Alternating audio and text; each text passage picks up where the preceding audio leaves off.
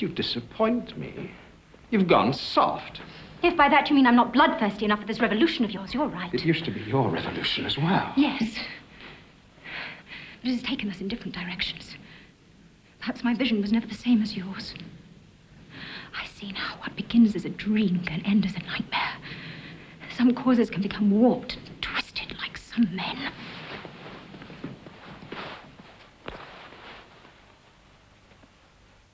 It's not difficult to guess the reason for this sudden change of heart.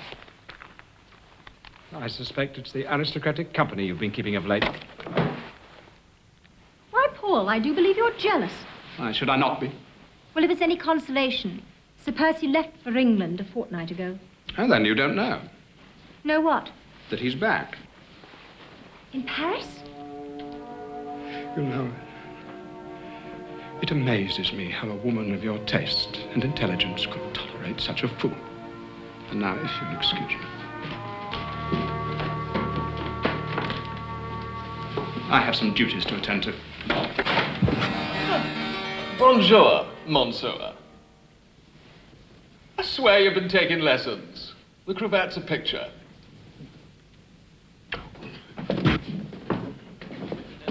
Go out of my way! You idiot! Percy! Percy! Percy! I knew you would come back. My darling.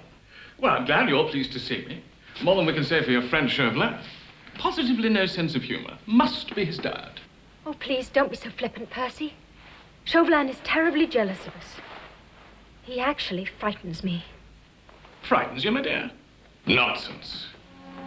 I want you to forget Chauvelin. Forget every man you've ever known. Except me. How easy that would be.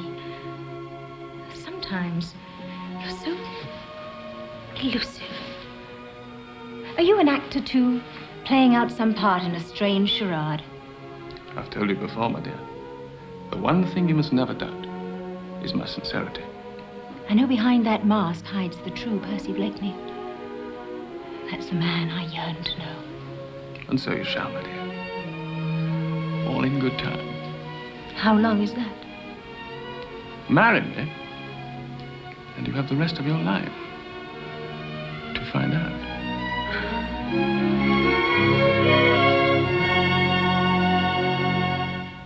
Never, never, never. And there is nothing you can do to me that will make me change my mind. No, not to you, perhaps. But I wonder what would become of all your aristocratic principles if your family were languishing in here as well. You wouldn't dare. You have until tomorrow to reconsider.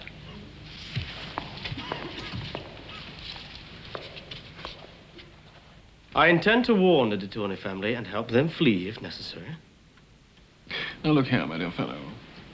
I did not save your neck from those thugs of Sanciers, merely to see you lose your head at the guillotine.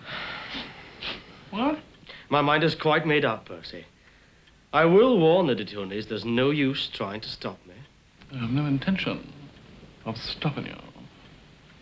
Do you suppose that you could get into the Temple prison and see the Count tonight?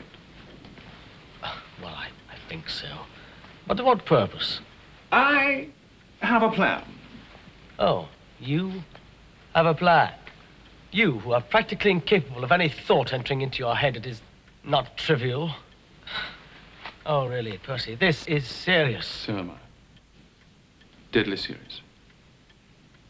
We must rescue the de Tournay family without risking you. You can be far more valuable to us if you keep in with Chauvelin and continue to work with the committee. Useful to us? What on earth are you talking about? You must swear, by all you hold sacred, that what you are about to hear you will not repeat to anyone. Really, Percy? Not even Marguerite. You must be quite mad. Do you swear? Very well.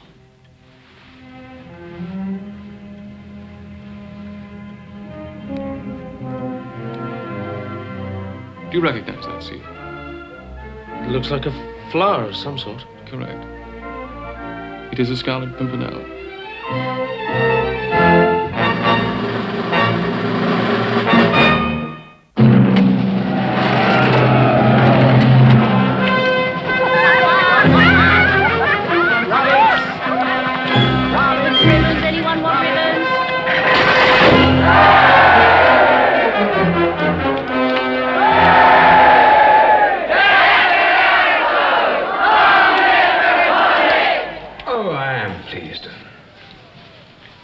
you've come to your senses.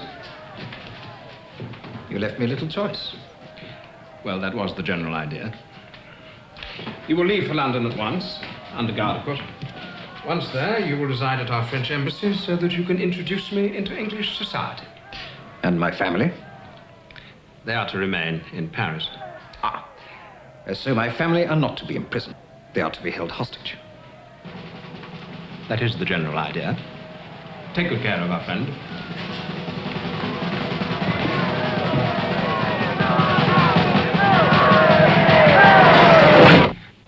It's her mother. Who's this?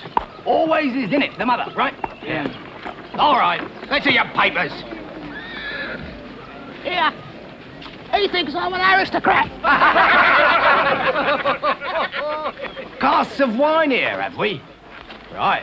I'll have a look at those. I wouldn't do that if I were you. Uh-huh.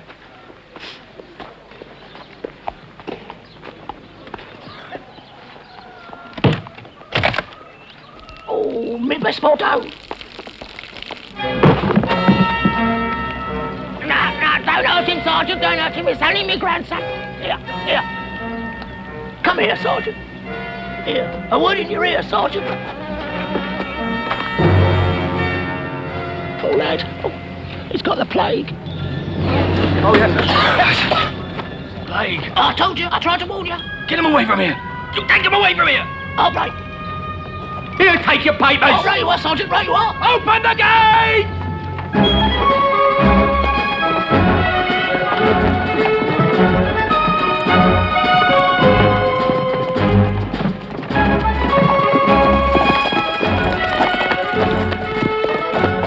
Papers? Know your papers? Sergeant, an old woman will pass this way with a cart. You are to arrest her at once.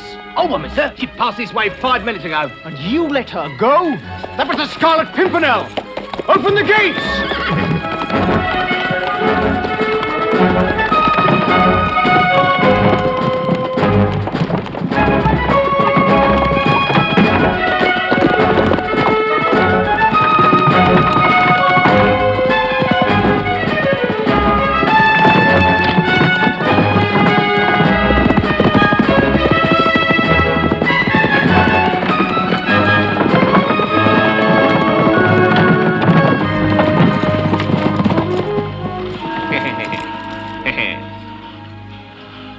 Everything go as planned. Like clockwork, Percy. Good. Well, best be on your way. It'll be dark soon. More than a night's ride to the coast.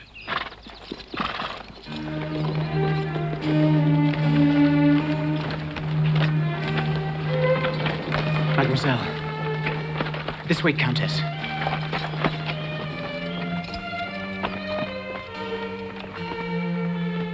Words cannot express our gratitude, monsieur. It is the Scarlet Pimpernel, not I, who deserves your thanks, Countess.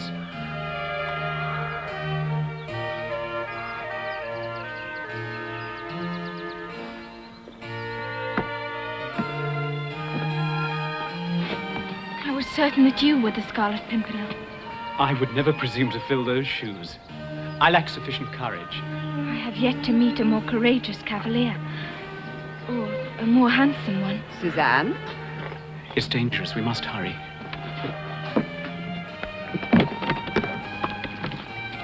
Thank you, monsieur.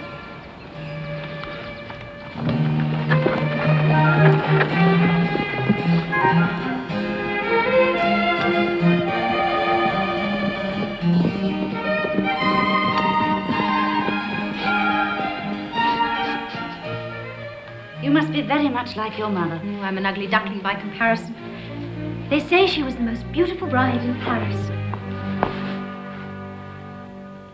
Perhaps it is understandable, after all, that the brightest, the most radiant of women should marry an utter fool.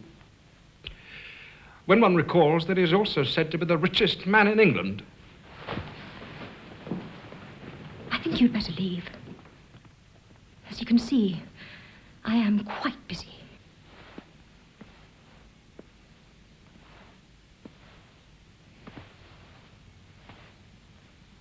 I came to find out what you have decided to do about the Marquis de Saint-Cyr.